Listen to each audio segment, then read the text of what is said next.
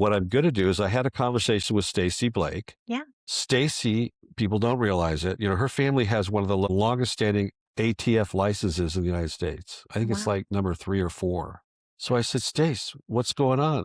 I'm the president of the National Fireworks Association. I go, no kidding. Good for Wow. you. That's big time. High five. What does that mean? She goes, well, what it means is I'd really like to have our next convention in St. Joseph. I go, well, great.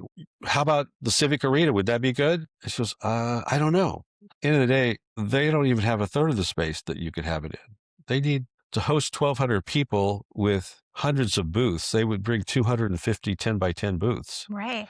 Well, 250 times 10 by 10, that's 25,000 square feet. Mm. The convention center is only 18,000 feet. Or The math. do the math. And then that doesn't leave any place for people to walk. So I said, well, I see the dilemma.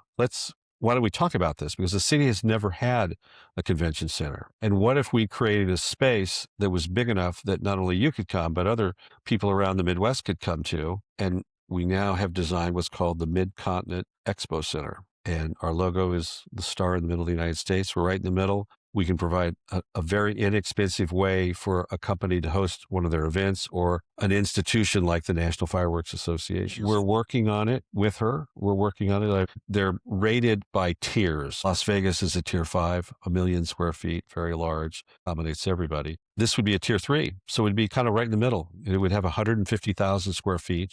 Accommodate a lot of regional stuff and even national stuff. But let's look at the potential impact. If the National Fireworks Association does elect to come here, makes the decision, they would bring likely 1,250 people from around the world. So But this is about relationship. Had it you is. not had a relationship with Stacy and were willing to listen to a female entrepreneur, we wouldn't be having this. No, and we wouldn't have a That convention center either. That's crazy to me.